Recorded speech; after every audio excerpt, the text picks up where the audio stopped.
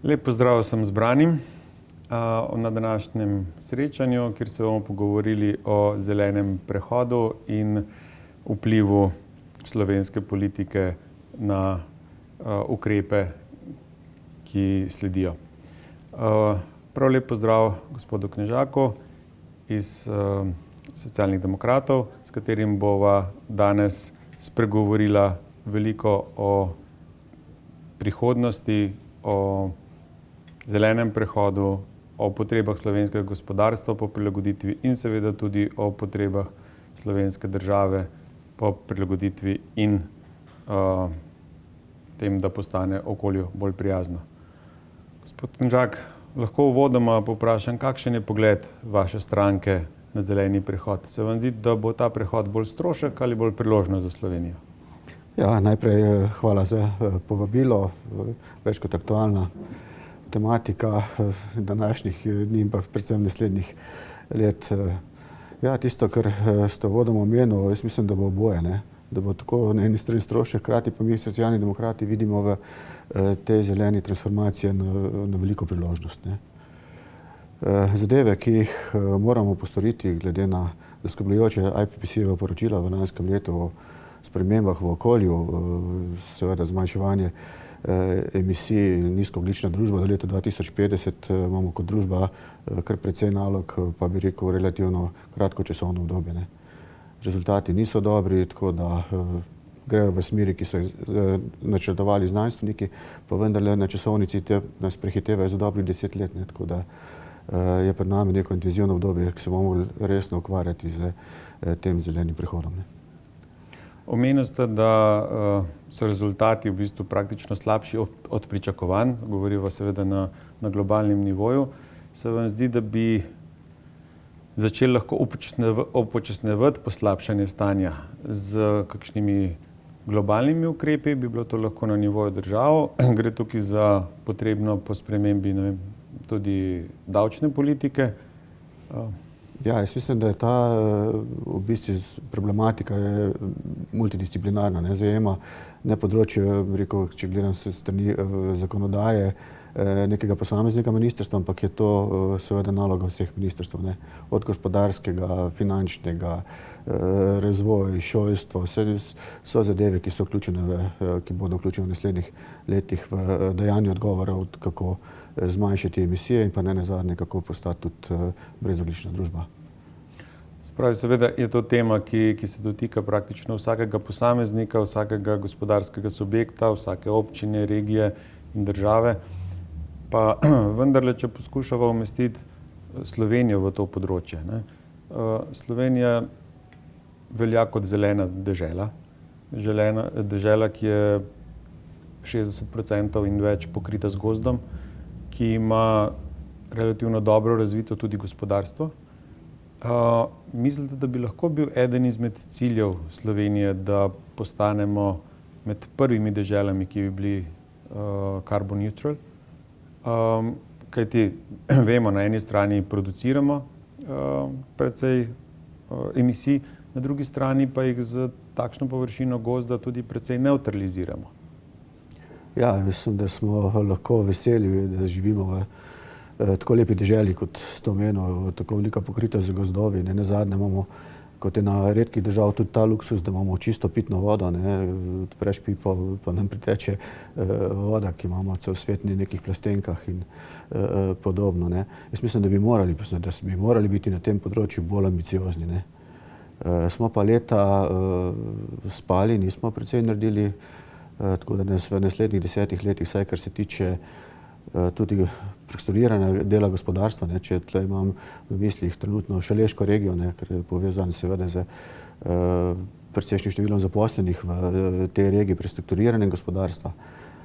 Te pa nimamo dobrih izkušenj. Sam namreč prihajam tudi iz Zasavja, ne, ker smo nekaj podobnega storili v preteklih desetletjih, ampak smo v prvi vrsti skrbeli za to, da se je država, ki se je nekako bala pri nas knapov, da jih je rešila na ta način, da jih je upokojevala za 20 leti delovne dobe, ne.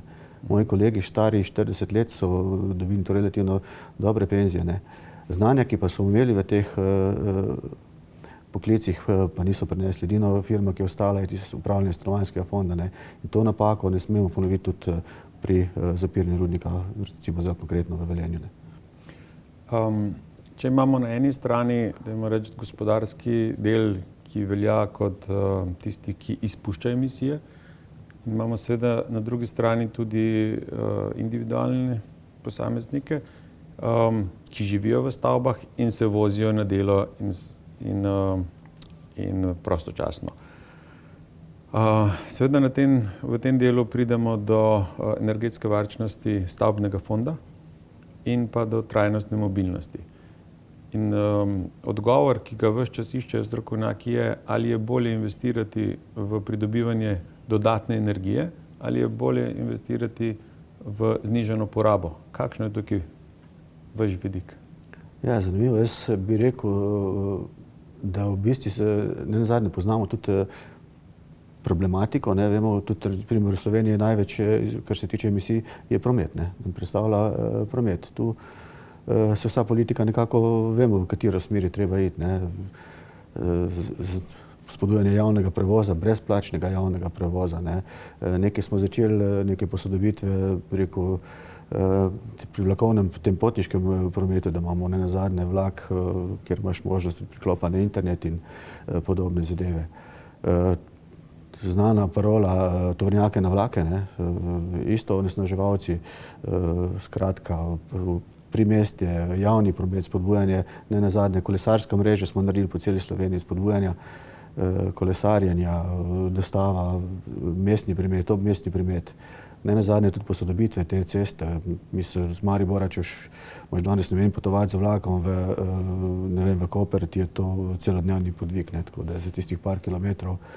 Tako da v bistvu neke glavne smernice, glede na to, da onesnaževalce poznamo, ne, je tudi, manjka pa seveda ta izvedbeni del. Mi bomo mogli tle kar pohteti, te nas pa čaka precej dela, predvsem na področju zakonodaje, ne, umeščanja novih projektov v prostor, kar je nenazadnje že dolgoletna rak rana, tudi, pa nenazadnje tudi tuji investitorji opozarjajo, da imamo te postopke bistveno predolge, ne.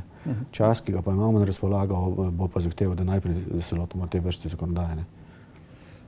Velik del teh investicij seveda odpade na eni strani na državo, na drugi strani pa tudi na posameznike in gospodarske subjekte. Pri vzpodbujanju teh investicij je v zadnjih letih kar precej pomembno vlogo odigral tudi Ekosklad. Se vam zdi primerneje, da bi Ekosklad vzpodbujal obnavljanje energetsko varčnih stavb ali pridobivanje energije iz sonca? Ali oboje? Jaz mislim, da kar oboje, no. Tudi do sedaj se mi zdi, da je Ekosklad kar odigral svojo vlogo, no. Mi imamo v našem načrtu, kar se tiče tega področja, finančno krepitev Ekosklada, dokapitalizacija, tudi krepitev financiranja z nekaterih virov strukturnih virov iz Evropske unije, ne. Nenazadnje, zakaj pa ne bi tudi za to področje izdali neke vrste delnic, ne. Je pa zdaj, če pogledaš večstanovanjske zgradbe, glede na cene energentov, ne, tu raste, se obnavljajo fasade, so nove številne gradnje, so z celicami, izkoriščajo sonce, skratka, mi moramo ta proces samo še pospešiti.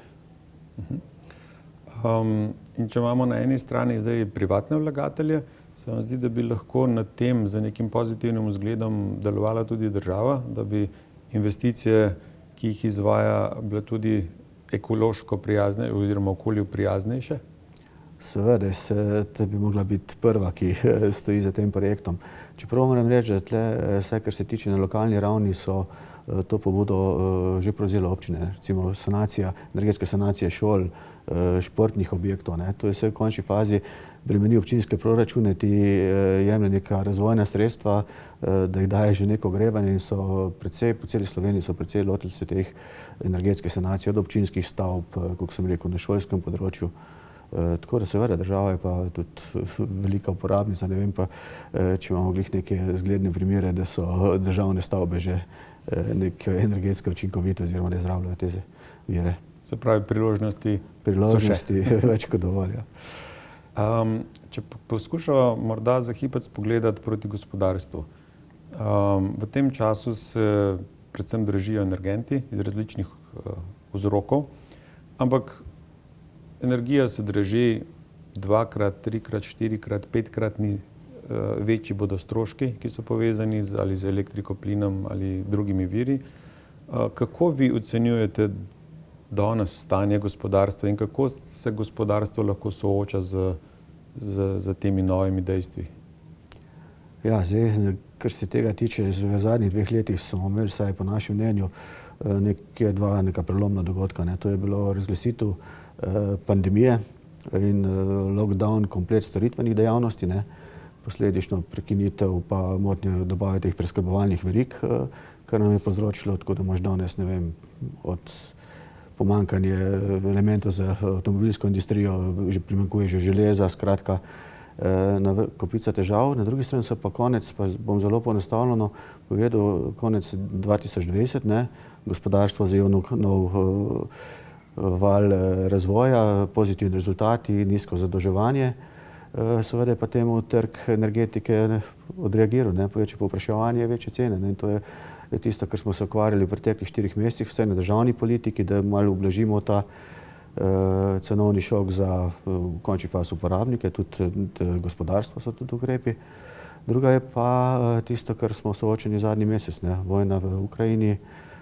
To nam je v bistvu natočila nekega čistega vina, da smo videli, da smo v bistvu v 90% odvisni od dobav zemeljskega plina in da nekih pametnih alternativ čez noč ni. Jaz mislim, da je dovolj zgovoren podatek, da če ti nemški minister za gospodarstvo, trenutni, ki prihaja iz vrst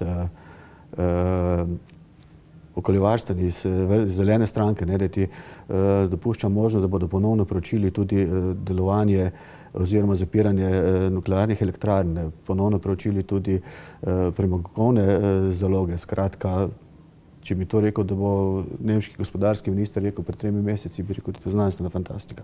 Danes je nažalost to naša realnost. Vedno rečemo, da je vsaka težava, vsak izziv, se pravi tudi priložnost na drugi strani. Če eni strani govorimo o povečevanju cen energentov, težave na trgu surovin, želijo podjetja največkrat to nevtralizirati za uporabo tehnologije in znanja. Če smo pred nekaj desetletji morda zamudili, da bi postali Silicijeva dolina v Evropi, kot Slovenija, ali morda vidite zdaj priložnost ob vseh najavah investicij širom po Evropi na področju zelenega, na področju green techa, da Slovenija z svojo pozicijo, z svojo iznajdljivostjo, fleksibilnostjo razvije tudi to panogo, ki lahko postane ena nosilnih z visoko dodano vrednostjo, z veliko znanja in izkoristi v bistvu te nevarnosti, ki danes pritičajo podjetjem, v priložnost in za ustvarjanje nove panoge v prihodnjih desetletjih. Seveda, tisto, na kar smo lahko pri nas ponosni, pa premalokrat poudarjamo, pa se zavedamo tega, je to, da imamo pri nas dovolj znanja, da imamo kvalitetne univerze, ki, bi rekel, dajo na trg dela kopico mladih, nadobudnih znanstvenikov, tudi podjetja s področja IT tehnologije, so pri nas v sami špici. Jaz sem z majhnega Zasavja, v Trbovljah imamo podjetje Devesoft, sodeluje z NATO, z avtomobilsko industrijo Formule 1, skratka, nakopica znanja mladih ljudi. To je tisto, na čemer moramo tudi v bodoče delati. Ko se pojavljamo debate, ki je tudi povezana s tem okrog davkov, da so previsoki davki, obdavčitve dela. Jaz mislim, da je tisto, da se zato ne odločajo tuje družbe, da prihajajo na slovenski trg.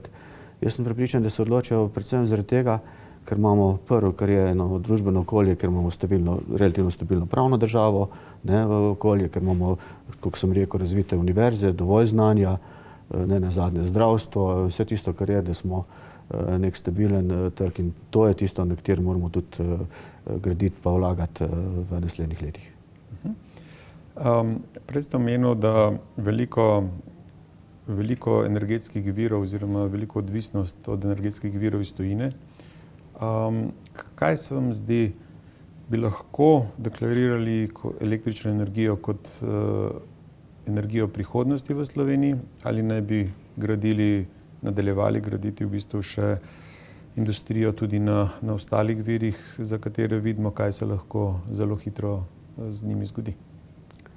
Ja, vse, kar se teh virov tiče, tisto, kar imamo pri nas na razpolago, relativno tudi vemo, vodni viri, ne, pa tudi zamujamo z izgradnjo, ne vem, teh srednjesavskih elektrarn, ker za nekaj časa že ne, pa imamo za Srednjo Savo, lahko govorim, ker poznam, ker posega tudi v območje, kjer živim. Imamo državne prostorske načrte končane. Lansko leto so pa ugotovili, da projekti na 3 koncih malenkostno stopajo iz tega. Glavno neki izgovor države, da bomo spet za 2-3 leta premaknili to zadevo, ne. Drugo, kar je sonce, ne, jaz mislim, da smo začeli neke korake, da tudi z spodbudami, ki jih mi predvidevamo za to področje, imamo še kar nekaj potencialov. Geotermalna energija, ne, je tudi, imamo tudi lepe raziskave, so pokazali, da imamo lepe vire, pa precej neizkoriščene, ne. Nenazadnje tudi, ko ste prej omenil, da imamo bogato pokritost gozdov, ne, tudi izkoriščene in da lesne biomase, ne, eden izmed teh energentov. Vsekakor pa mislim, da kar se tiče samooskrbe Slovenije, da tudi ne bomo mogli mimo tega, da se odkrito pogovorimo o nuklearni elektrarni Krško, ne. Naša ocena je, da brez nje ne bo šlo, ne. Da je treba o tem opraviti sicer nek strokoven družbeni diskurs, predvsem javnost seznaniti z vsemi, to je danes relativno varna tehnologija, ne, ni kot pred leti, če imaš kvalitetno vzdrževanje, je to povsem obvladljivo, tako da bomo treba s postopki pričeti, pa je, da traja 10 do 15 let, preden pride do izgradnje, ne, to je ogromno časa. Pa nenazadnje, kar se tiče NEK-1, je pa potrebno iti v procese podaljšanja obratovalnega dovoljenja, ne, ker brez izpada teh, mislim, da je škoda, da si delamo utvare, da bomo lahko nadomestili vse vire, ne. Z dodatnimi in novimi energijami oziroma viri energije seveda bo prišlo tudi do verjetno drugačnih zahtev na distribucijskem sistemu oziroma povečanih. Verjamem, da vsi skupaj predvidevamo, da z vklopom novih elektrarn, tako centraliziranih kot tistih malih distribuiranih po državi, bodo potrebna vlaganja tudi v omrežni sistem. In imate morda tukaj že kakšno videnje ali kakšna konkretna izhodišča, kaj je potrebno?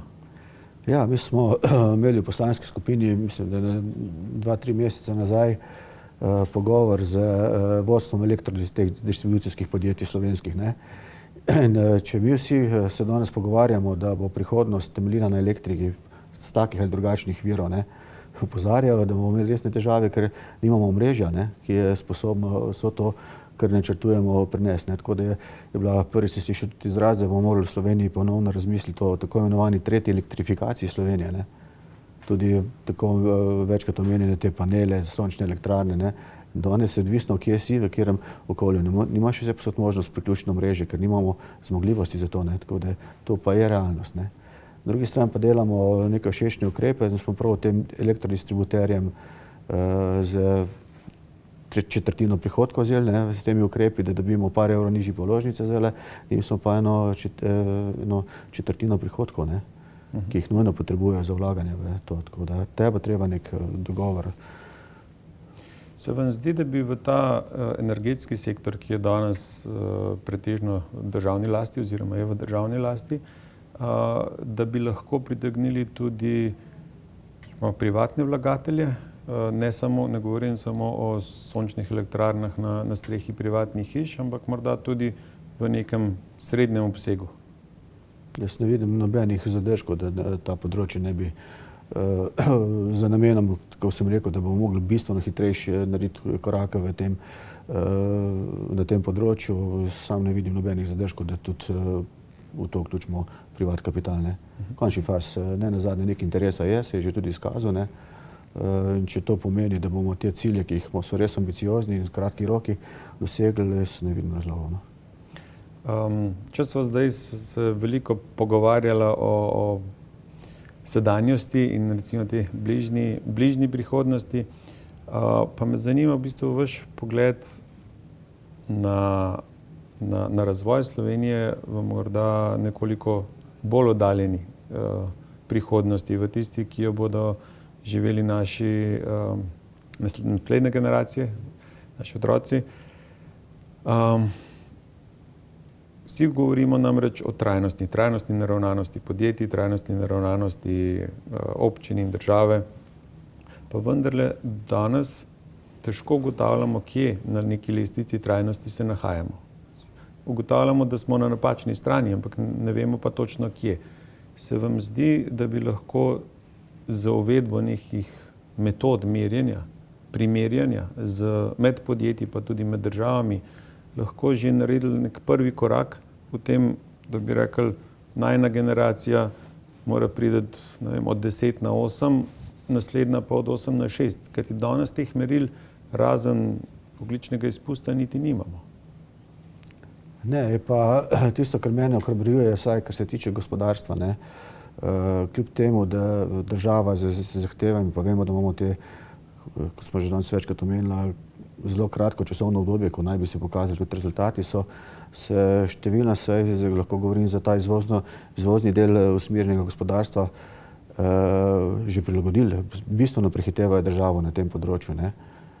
Ne nazadnje, emisijski kuponi, ne, so veliko breme. Jaz poznam podjetje, ker sem delal, mi smo iz enega največjih onesnaževalcev danes podjetje v parih letih transformirali od, ne vem, da smo začeli krožne sisteme za vodo, od izplakov v WC-jih, absurdne zadeve, prepolovili uporabo teh energentov.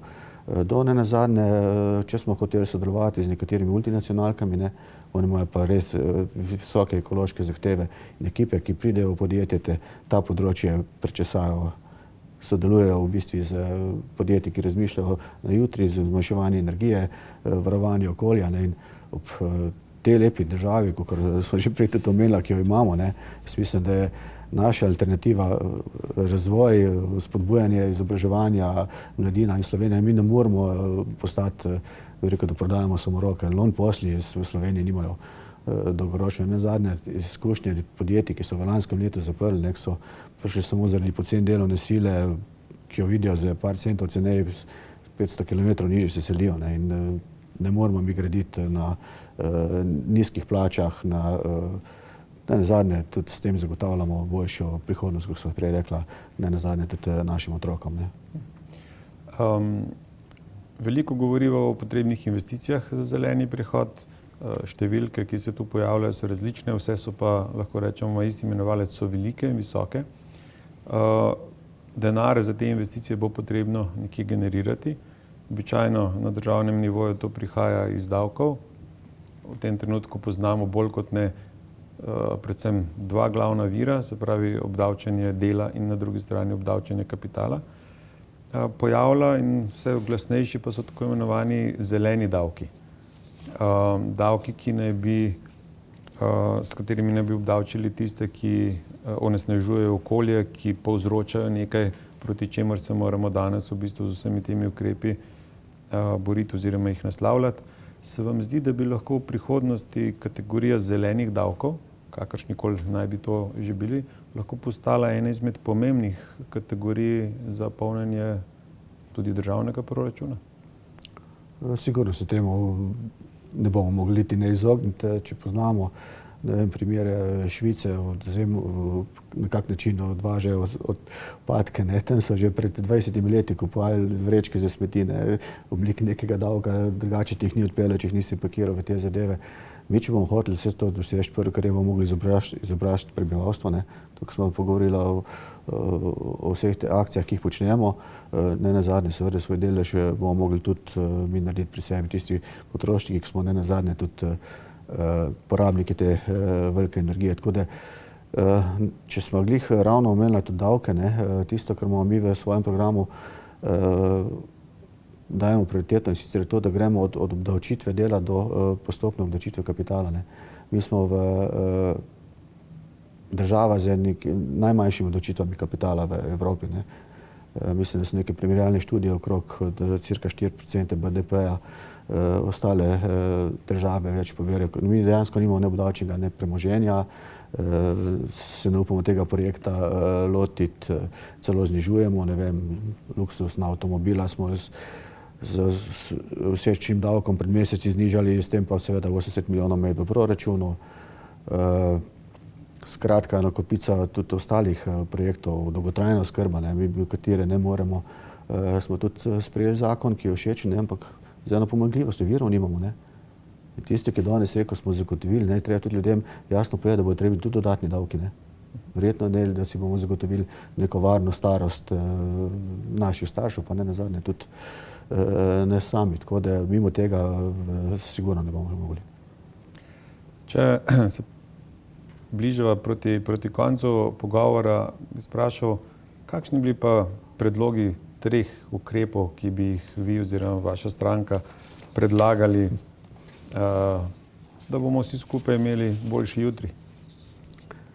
Ja, zdaj, če bi rekel, da delam na aktualne zadeve, ki se mi zdi, da so prioriteta v tej državi, bi rekel, da prvo mora biti ukrep z področja zdravstva, avtomatska dodelitev osebnega zdravnika vsem državljanom. To je katastrofa, da 130 tisoč državljank in državljanov danes nima osebnega zdravnika, kljub temu, da plačujejo prispevke. Drugo, na področju šolstva, ker spet govorim, spodbujanje inovativnosti, znanje, bi dal brezplačna prehrana za učence pa dijake. Na področju gospodarstva je pa tudi ena izmed tem, ki je tudi znotraj stranke precej razburjala.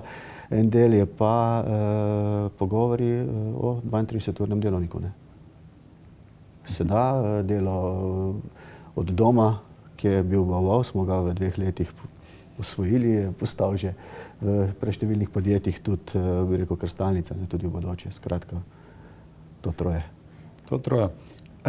Če vas povsem za konec vprašam še, je kakšno področje, ki ga nismo naslovila, pa bi mu veljalo nameniti še kakšno minuto, ali bi bilo karkoli drugega takšnega, na kar bi vi želeli opozoriti ali pa sporočiti v bistvu? No, jaz mislim, da je kar precej področji, ker sva uvodoma že prej omenila, da je to tematika, o kateri so se danes pogovarjala, širok spekter zajema, tako deležnikov, sodelovanja, tisto, kar mene predvsem skrbi, je sodelovanje, preko teh državnih inštitucij. Če sem kaj dobil v tem mojem 4-letnem mandatu, eno izkušnjo je to, da ko se začnemo pogovarjati o nekem sistemskem zakonu, v katerega so možno vpletenih več ministrstev, dobim kurjo kožo, ker to pomeni, odmikamo projekt v bodočnost. Tu bomo morali narediti več sodelovanja, več pogovorov, pa jaz ne vidim nobenih razlogov, da se tega ne bi. Nazadnje smo 2-milijonski narod, če se o teh osnovnih zadevah, kje bomo živeli, na kak način bomo živeli, če to ni stvar neke trezne, pametne presoje in pa konsenza, mislim, da bomo tudi to zmogli. Po tem prijaznem pogovoru bi lahko rekel, da se Slovencem obeta, da bomo živeli v še lepši, bolj socialni, bolj zeleni in okolju prijazni državi, kar pomeni, da se resnično po lestvici tistih držav, kjer merijo kvaliteto bivanja, pomikamo vse višje in višje in upa oba dva verjetno, da se tja pomaknemo povsem proti vrhu tudi na tej lestvici. Gospod Knežak, zahvalil bi se vam za ta prijeten razgovor in želel lepo prihodnost. Hvala lepa, mi je bilo zadovoljstvo. Zanimiva tema. Hvala.